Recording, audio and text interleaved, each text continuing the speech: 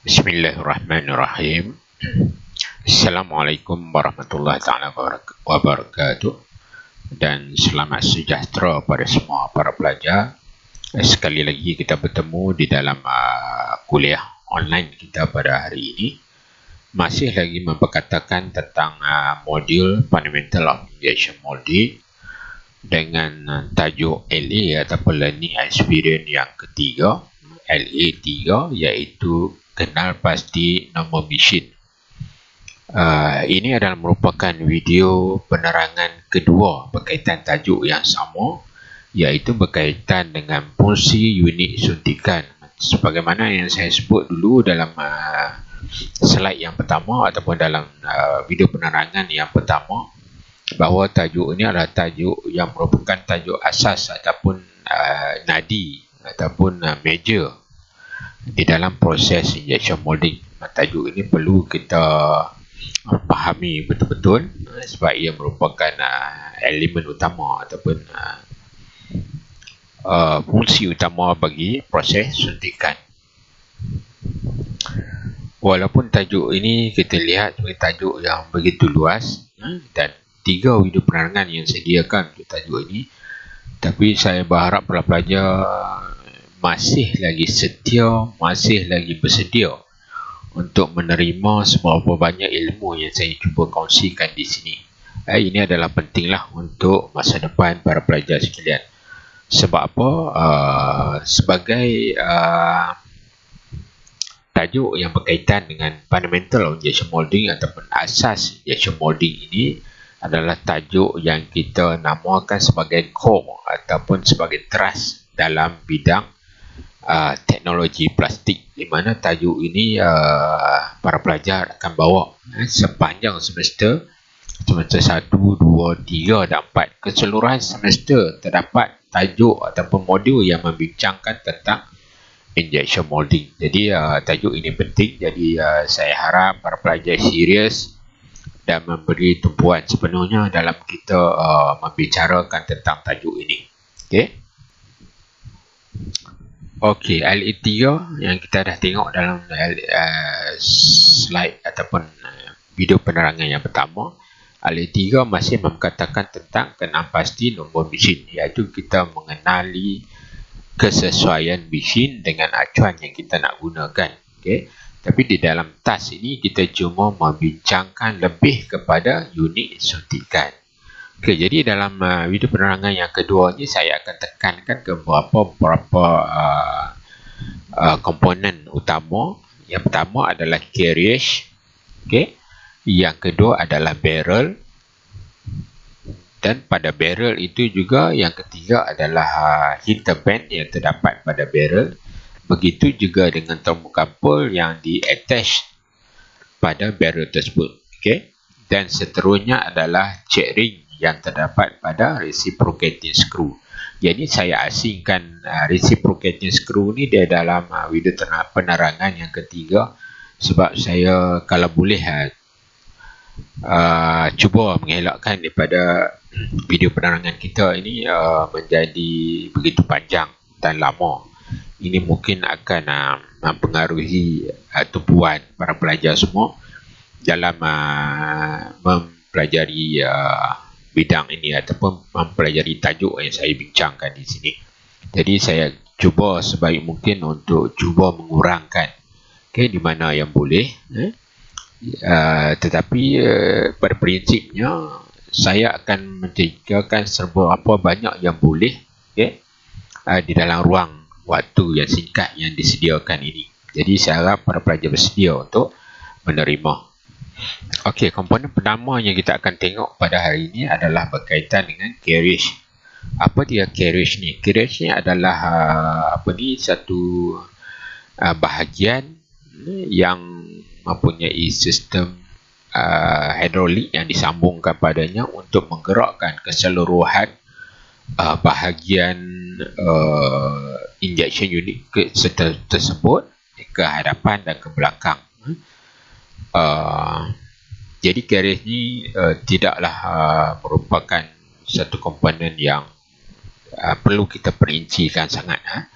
sebab fungsinya adalah ringkas saja, iaitu untuk membawa injection unit ke hadapan dan ke belakang. Okey. Kat sini ada beberapa catatan yang kita boleh lihat di sinilah. Okey, carriage adalah menggabungkan hampir semua komponen injection.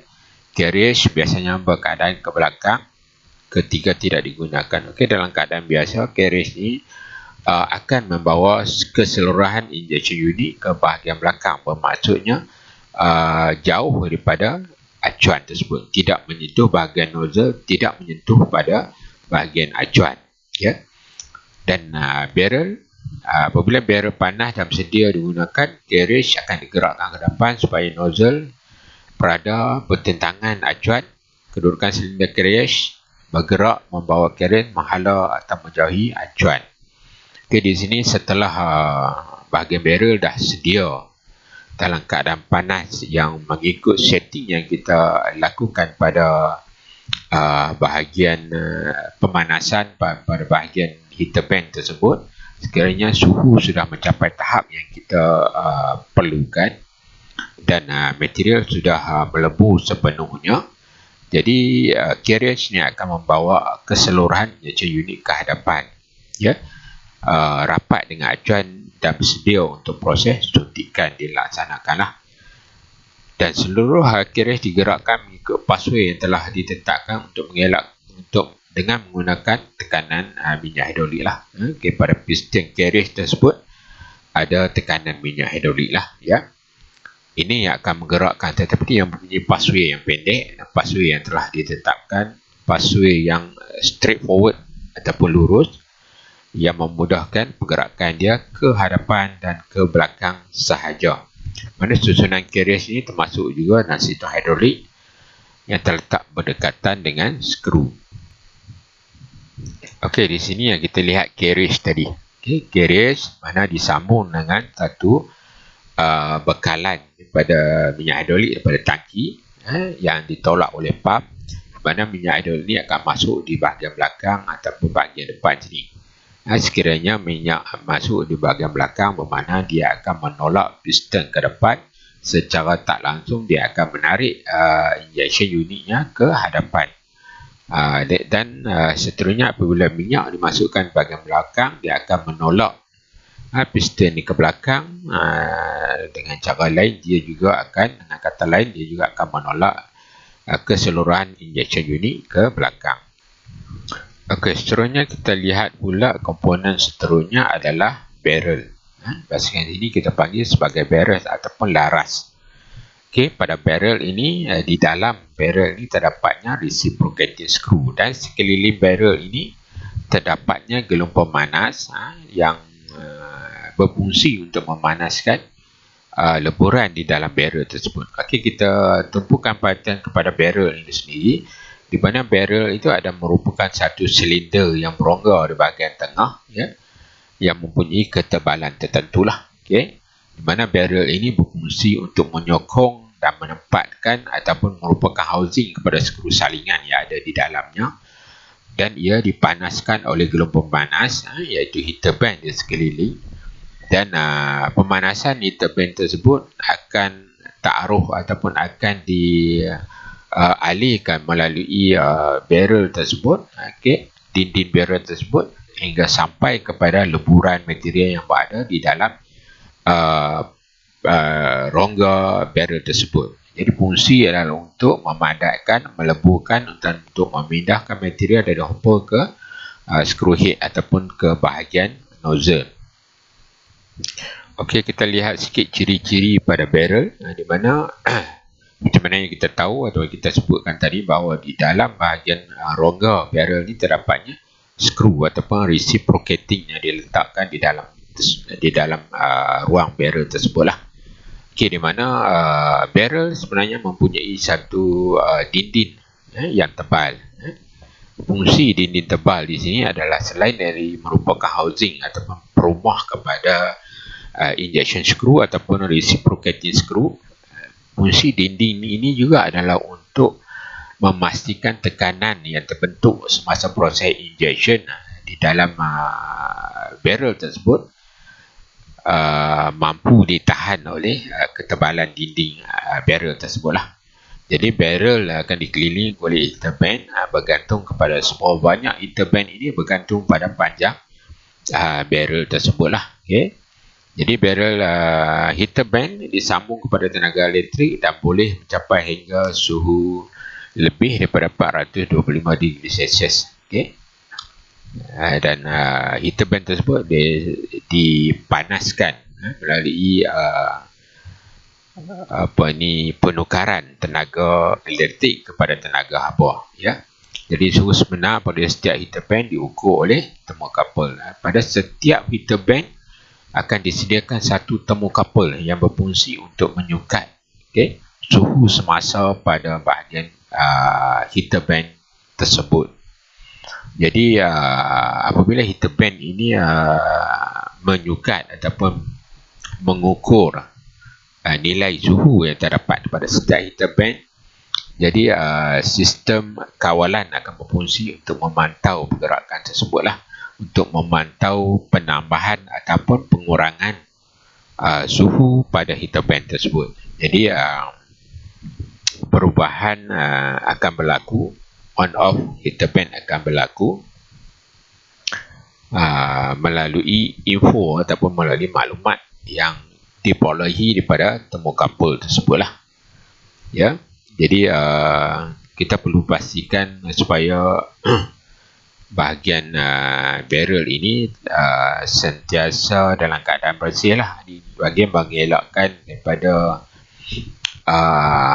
haba panas yang dipanaskan oleh heater akan terganggu sekiranya terdapatnya lebihan-lebihan material yang terlekat pada bahagian nozzle ataupun pada bahagian barrel. Penting juga di sini adalah dari aspek keselamatan. Okay. Kita tengok dulu dalam aspek keselamatan mesin, secara asasnya terdapat pelindung pada barrel. Jadi kita kena pastikan pelindung barrel ini ataupun barrel cover ini sentiasa berada di tempatnya. Ini adalah bagi mengelakkan daripada kemalangan. Sekiranya kita tersentuh pada bahagian heater band yang panas ini ataupun pada bahagian barrel yang panas ini, maka akan berlakulah kecederaan kepada kita. Jadi untuk mengelakkan perkara tersebut, sila pastikan pelindung keselamatan ataupun barrel cover sentiasa berada pada tempatnya. Okey, yang ini adalah sebuah sedikit berkaitan dengan material yang kita gunakan untuk menghasilkan barrel tersebut. Yang ini saya tidak menekankan sangat, cuma sekadar maklumat ataupun sekadar informasi yang secara umum saja. Tak perlu nak mengingati dengan begitu serius tentang perkara ini. Sebab reka bentuk barrel, biasanya bahan reka bentuk barrel sebenarnya ditentukan oleh pengeluar mesin itu sendiri. Walau bagaimanapun, untuk pengetahuan kita, barrel ni mempunyai beberapa bahan asas yang digunakan untuk menghasilkan barrel yang mempunyai kekuatan tinggi bagi menahan tekanan yang terbentuk semasa proses yang berlaku di dalam barrel tersebut, khususnya semasa proses suntikan berlaku. Jadi antara bahan-bahan yang digunakan ataupun material yang digunakan untuk menghasilkan barrel itu sendiri terdapat beberapa jenis.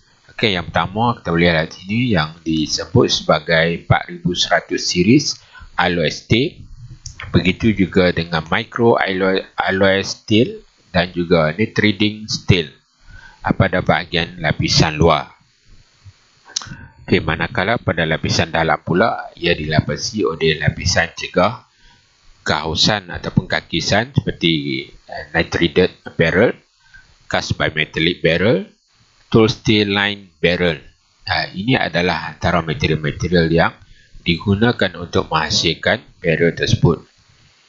Jadi di bahagian luar dan di bahagian dalam dia mempunyai material yang berbeza, tapi mempunyai fungsi masing-masing lah untuk memastikan barrel yang dihasilkan mampu peranan sebaiknya.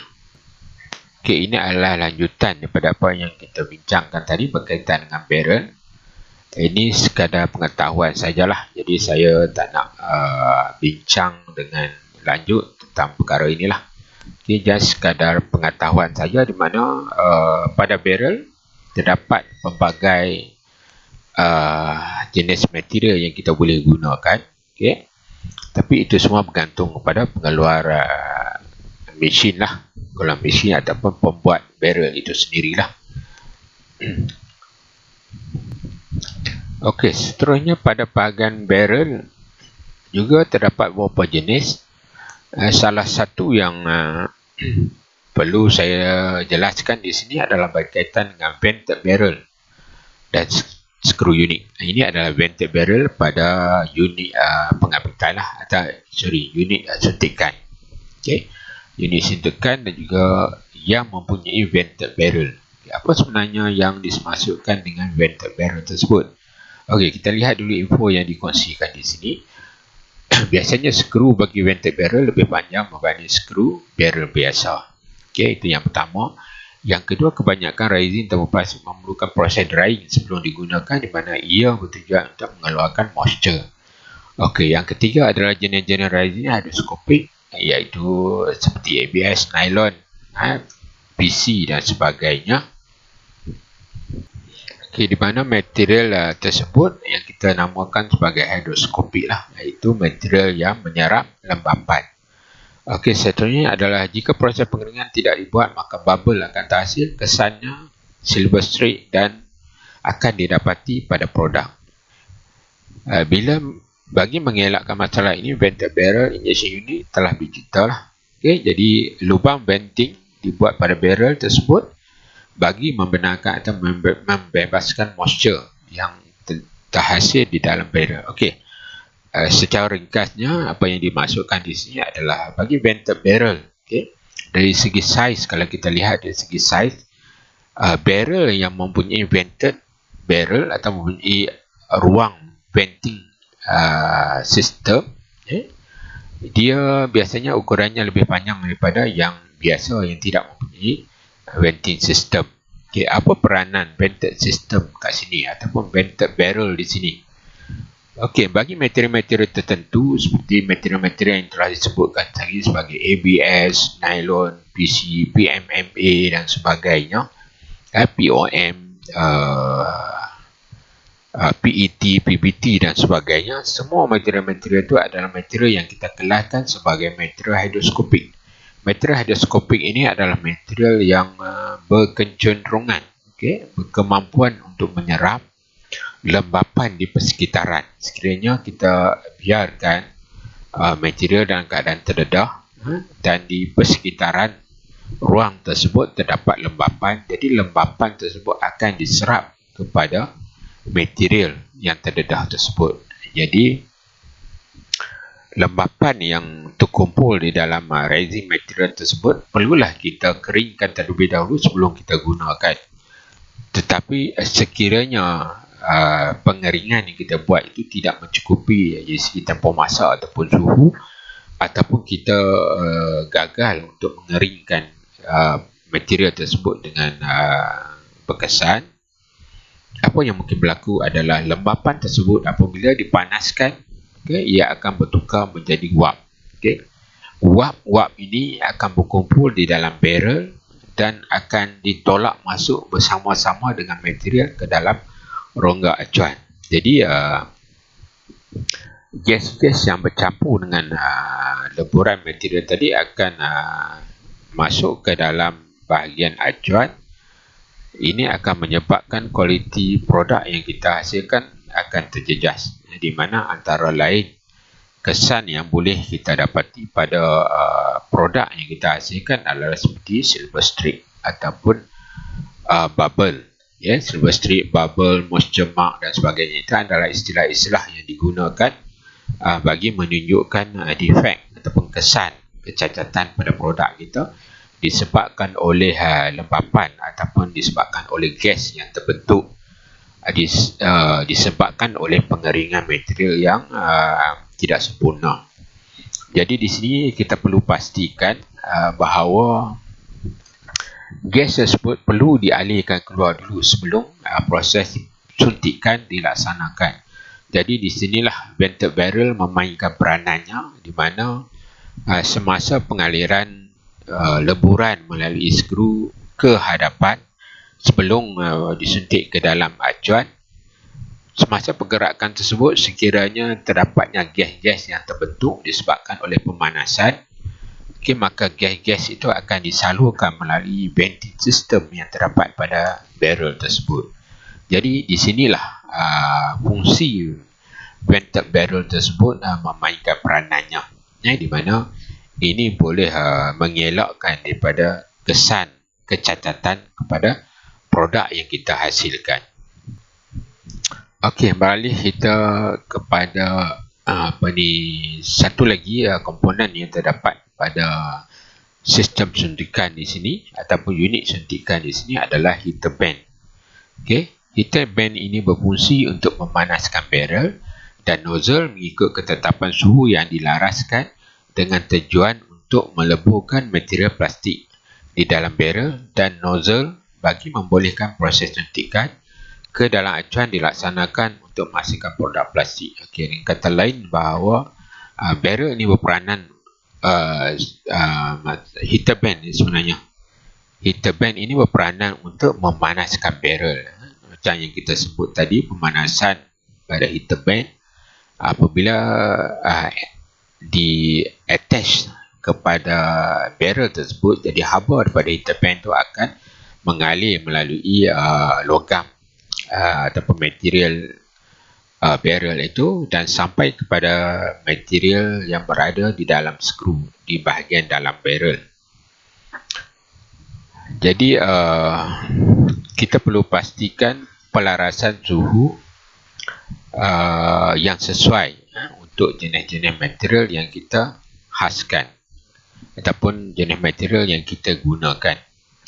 Pelarasan suhu yang tidak tepat akan menghasilkan kecacatan pada produk kita dan menyukarkan proses yang kita laksanakan. Sekiranya suhu yang kita laraskan itu kurang dari tahap yang sepatutnya, maka material itu dalam keadaan yang keras, yang sukar untuk kita suntik ke dalam acuan dan sukar untuk memenuhi keseluruhan bahagian acuan. Manakala sekiranya setting yang kita laksanakan itu lebih ataupun suhu yang kita laraskan lebih daripada nilai yang sepatutnya, maka akan berlakulah kelikatan yang rendah pada material. Ini boleh menyebabkan rolling dan juga boleh menyebabkan masalah-masalah lain pada produk kita. Okay, di sini pula saya kongsi beberapa jenis heater band yang kita gunakan pada nozzle dan juga pada barrel lah. Okay, yang pertama kalau kita lihat di sini adalah heater band. Okay, heater band yang kita gunakan pada nozzle sebab dia saiz dia adalah pendek ataupun kecil saja dari segi saiznya. Jadi ini adalah sesuai untuk bahagian nozzle. Ini adalah untuk standard nozzle heater, okay, yang biasa kita gunakan kepada nozzle. Manakala dua yang ada di sini adalah untuk barrel, okay, untuk barrel tetapi dibuat menggunakan material yang berbeza. Satu menggunakan seramik, okay, seramik barrel heater. Yang kedua menggunakan mica, okay, mica barrel heater. Ini kedua-dua je adalah standard untuk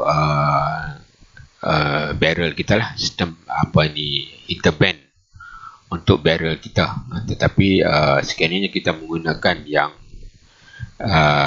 jenis seramik ni mungkin banyak lah, sebab dia mempunyai saiz yang agak kecil, okay, atau dia punya panjang yang tidak dapat menutupi sebahagian yang luas pada barrel. Jadi mungkin banyaklah kalau kita nak gunakan seramik barrel heater ni, ya. Tetapi bila kita gunakan mica, dia memerlukan mungkin 3 atau 4 heater band saja untuk menutupi keseluruhan bahagian barrel tersebut. Okey, manakala di sini pula adalah nozzle. heater pada nozzle yang menggunakan jenis coil, jenis lilitan. Okey, jenis coil, jenis gelongan ataupun jenis lilitan. Okey. Ini adalah sesuai untuk kita gunakan pada bahagian-bahagian yang agak terhad, ya, bahagian yang sempit dan sukar untuk kita buat pemasangan. Kita boleh gunakan nozzle ataupun kita boleh gunakan heater band jenis coil ini. Okey, beralih pula kita kepada satu lagi komponen yang terdapat dalam unit suntikan, iaitu apa yang kita panggil sebagai thermocouple. Okey, thermocouple kalau kita lihat dari segi penerangannya di sini adalah merupakan sejenis sensor suhu, okey, yang digunakan untuk mengesan atau mengukur suhu melalui dua jenis logam konduktor yang berbeza yang digabungkan pada bahagian hujungnya. Okey, ini adalah sejenis thermocouple untuk jenis K-type thermocouple. Okey, terdapat beberapa jenis untuk thermocouple ni. Okey, kita ada jenis K, ada jenis J, ada jenis K, jenis E dan juga jenis T. Okey, ini ada 4 jenis thermocouple. Tetapi kebanyakannya perbezaan dari segi jenis-jenis ni biasanya bergantung kepada julat suhu yang telah ditetapkan.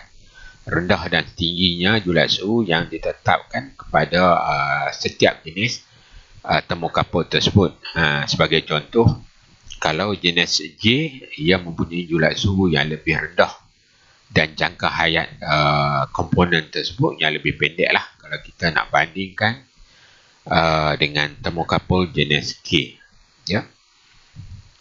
Okey, di sini kalau kita perhatikan dia ada dua logam yang bersambung daripada bahagian hujung. Jadi kita akan lihat lebih lanjut dalam slide yang seterusnya lah. Okey, ini pula adalah prinsip bekerja thermocouple. Bagaimana prinsip kerja, bagaimana thermocouple tersebut berfungsi. Okey, seperti mana yang kita tahu, thermocouple ni adalah merupakan cantuman ataupun sambungan di antara dua jenis konduktor yang berbeza. Konduktor A, logam konduktor 1, logam konduktor 2, iaitu logam yang konduktor ni adalah pengalir tenaga elektrik lah ataupun tenaga haba. Okey, di mana pada hujung setiap konduktor ni akan bersambung. Okey, haba panas akan diarahkan pada bahagian ini. Ini menyebabkan perbezaan di antara kedua-dua jenis logam yang berbeza ini akan menyebabkan satu julat bacaan yang kita boleh kenal pasti dan boleh kita ukur lah. Okay.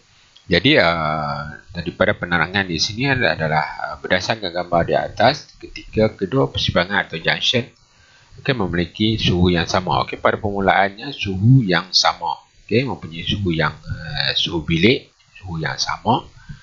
Okey, maka apabila kita letakkan suhu yang berbeza, ia akan berlakulah perbezaan di segi potensial.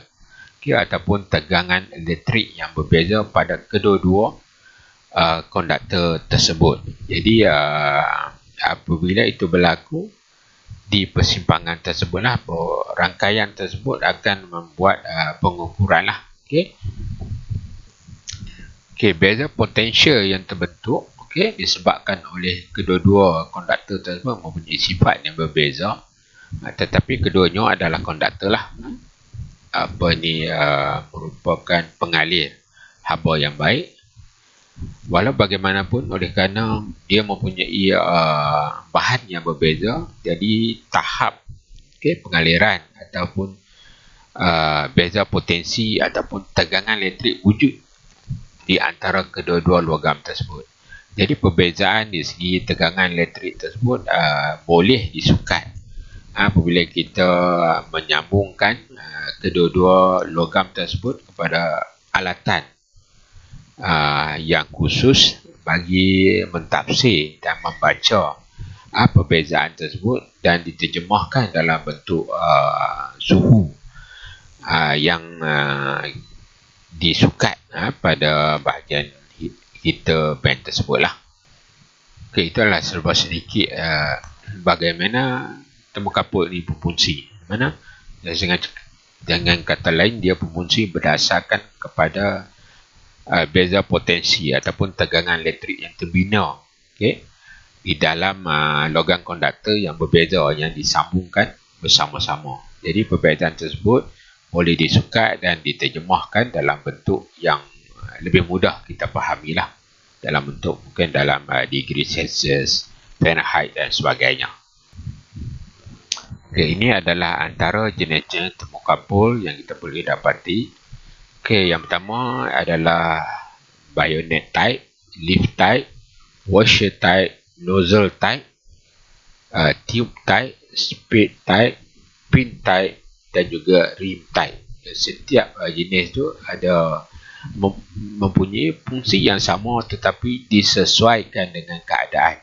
Okay, disesuaikan dengan keadaan, di mana yang kalau jenis yang bayonet type termokapul ni adalah antara jenis yang paling popular digunakan lah, dan dapat konfigurasi tertentu pada jenis termokapul jenis inilah. Okay. Dan untuk nozzle yang tadi adalah untuk barrel lah, okay, untuk barrel. Begitu juga untuk nozzle, sebenarnya boleh menggunakan mana-mana jenis yang bersesuaian lah dengan keadaan, dengan kedudukan ataupun bentuk barrel yang dihasilkan. Okey, kita pergi kepada komponen yang seterusnya di sini, komponen yang juga merupakan komponen yang sangat penting. Okay, inilah komponen yang membezakan. Kita lihat dalam penerangan yang sebelum ini berkaitan dengan injection unit. Dalam video penerangan yang pertama berkaitan dengan injection unit, mana kita recall balik apa yang kita dah pelajari hari itu. Okay. Di mana injection unit, macam saya terangkan, kita boleh bahagikan kepada 3 jenis. Okay, berdasarkan pada penambahbaikan dari masa ke semasa. Jadi kita lihat kalau jenis yang pertama, kita recall balik, jenis yang pertama adalah jenis single stage plunger unit. Okey, yang kedua adalah jenis two stage screw plunger, dan ketiga adalah reciprocating screw. Apa yang kita lihat perbezaan di antara ketiga-tiga jenis injection unit tersebut adalah dari segi fungsi komponen yang ada pada unit suntikan tersebut. Kalau jenis yang pertama, fungsi untuk memasukkan material ke dalam barrel dilaksanakan secara manual, manakala fungsi untuk menolak material ke dalam acuan dilaksanakan secara menggunakan plunger, sistem plunger. Manakala bagi jenis kedua, menggunakan dua komponen, okay, untuk menjalankan dua fungsi yang berbeza, iaitu two stage screw plunger, menggunakan skru untuk pengambilan material dan menolak material ke hadapan, dan plunger untuk menyuntik masuk ke dalam acuan. Itu dua fungsi yang berbeza dijalankan oleh dua komponen yang berbeza. Okay. Manakala kepada jenis yang ketiga, injection unit yang ketiga, iaitu inline reciprocating screw, yang mana menggunakan sebatang skru yang mempunyai flight dan pada bahagian hujungnya mempunyai check ring. Ini adalah check ring. Macam saya kata, inilah komponen yang membolehkan, okay, yang membolehkan reciprocating screw tersebut berfungsi dengan kedua-dua fungsi. Satu komponen reciprocating screw, tapi boleh menjalankan kedua-dua fungsi tersebut secara silih berganti. Sebab itu dinamakan sebagai reciprocating screw ataupun skru salingan, di mana fungsinya dijalankan secara silih berganti. Okey, iaitu proses suntikan dan proses pengambilan material. Selepas proses pengambilan material, suntikan berlaku, kemudian kembali kepada pengambilan material, seterusnya suntikan berlaku semula. Jadi dua fungsi yang berbeza ini dijalankan ataupun dimainkan oleh satu komponen skru salingan sahaja. Jadi macam saya sebut tadi, check ring ini penting untuk memastikan fungsi tersebut boleh dilaksanakan. Okey, jadi nanti kita akan lihatlah bagaimana fungsi check ring ini memberi kelebihan kepada reciprocating screw. Okey, kita lihat sikit info yang dikongsikan di sini, iaitu check valve. Ia terletak di hujung check valve ataupun check ring. Ia terletak di hujung pada sebatang skru. Fungsinya adalah untuk memastikan bahan yang disuntik tidak akan masuk kembali ke dalam skru. Yang kedua adalah semasa rising diambil, proses ataupun recovery, valve tersebut akan terbuka dan membenarkan rising berkumpul di hadapannya. Dan yang ketiga adalah semasa proses penyuntikan, valve ini akan tertutup bagi membolehkan skru untuk rising, bagi membolehkan proses suntikan berlakulah. Bagi skru untuk rising PVC, check valve tidak ada padanya kerana rising tersebut bersifat sensitif pada haba. Okey, saya ulas sikit apa yang dimaksudkan di sini. Okey, yang pertamanya adalah check ring ini terletak di bahagian hujung skru. Okey, ini hanya hujung skru. Fungsi utamanya adalah untuk memberi dan menghalang laluan material. Okey, kita ada dua proses, iaitu proses pengambilan material dan juga proses suntikan material. Jadi semasa proses pengambilan material dilakukan, jadi material akan melalui ruang yang disediakanlah dan berkumpul di bahagian hadapan. Dan seterusnya apabila proses suntikan berlaku, maka check ring tersebut akan menutup laluan supaya material tidak kembali ke dalam skru di bahagian belakang. Dan material dipaksa masuk ke dalam acuan disebabkan oleh tekanan daripada silinder suntikan yang ada di sana. Jadi saya cuba jelaskan lebih lanjut di sini bagi para pelajar untuk memudahkan pemahaman di sini. Mungkin tak dapat nak melihat pun tak dapat nak membayangkan di sini bagaimana check ring itu berfungsi dengan dua fungsi yang berbeza secara silih berganti. Okey. Di sini saya cuba terangkan di mana ini adalah bahagian hujung nozzle, ada hujung skru, dan di bahagian belakang ni adalah skru yang panjang. Nanti kita akan tengok dalam kebahagiaan reciprocating screw. Okey. Mungkin saya akan boleh terangkan lebih lanjut lagi. Jadi seringkasnya di sini, apabila semasa pengambilan material, skru ini berputar, material yang berada di bahagian belakang akan masuk ke dalam skru melalui flight yang ada pada skru. Dan apabila dia sampai di bahagian check ring ini, oleh kerana tekanan datang daripada bahagian belakang, jadi dengan sendirinya dia akan menolak check ring yang ada di sini ke bahagian hadapan. Terdapat satu gap ataupun satu ruang di bahagian hadapan. Jadi check ring ini akan merapatkan dirinya ke bahagian hadapan. Okay, secara tidak langsungnya akan membuka satu laluan di sini. Di bahagian seat ataupun truss ring ni akan terbuka satu laluan di sini. Jadi material akan masuk melalui laluan ini dan seterusnya melalui ruang yang tersedia pada hujung skru dan berkumpul di bahagian hadapan hujung skru tersebut. Dan apabila mencukupi jumlah material yang kita perlukan untuk proses suntikan, jadi proses suntikan berlaku, jadi skru akan bergerak ke hadapan dan menolak material yang berkumpul di bahagian hadapan. Okey. Apabila material yang berkumpul di bahagian hadapan ini dikenakan dengan tindakan ataupun dikenakan dengan tekanan daripada bahagian belakang, okay, material tersebut akan berkecenderungan untuk bergerak ke segenap arah yang ada, yang boleh ia bergerak, okay, ke atas, ke bawah, ke depan, ke belakang dan sebagainya.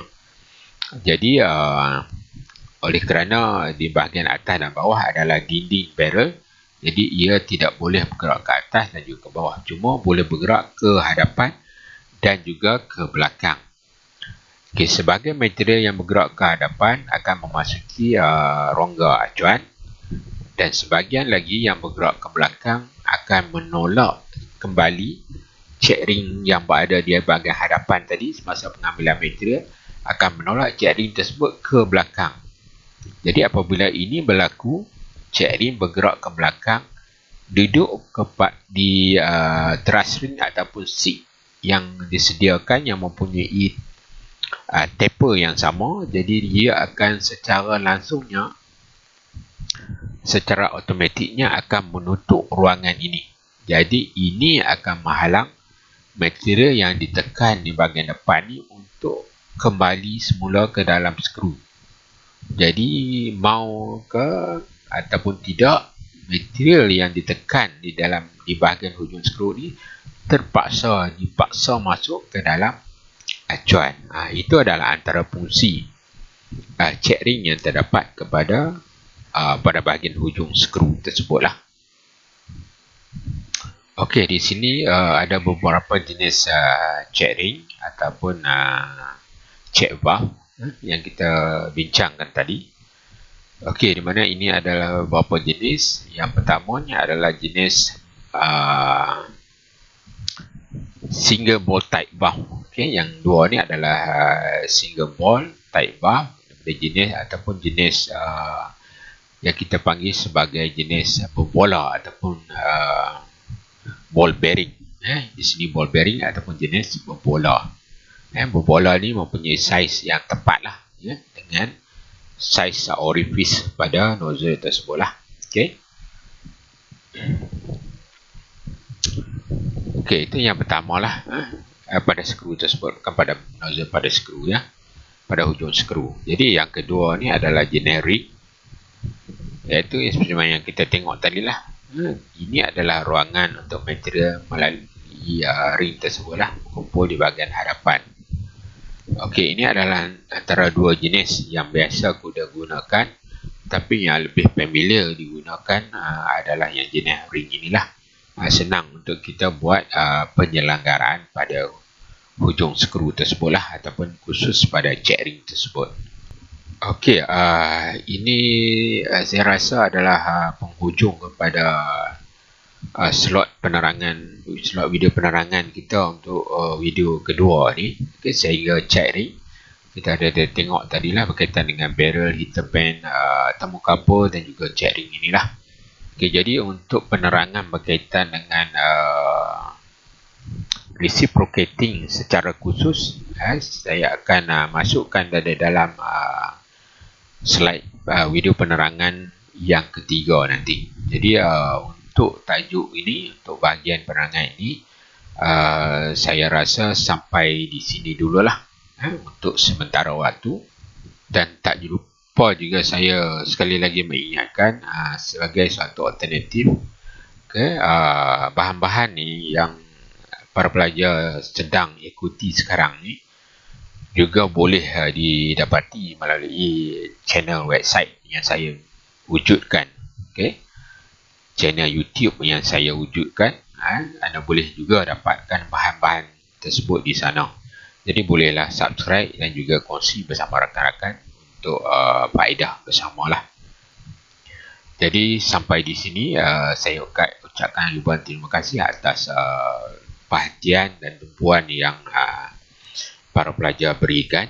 Semoga ilmu ataupun apa yang saya kongsikan di sini dapat memberi kefahaman yang jelas pada para pelajar lah.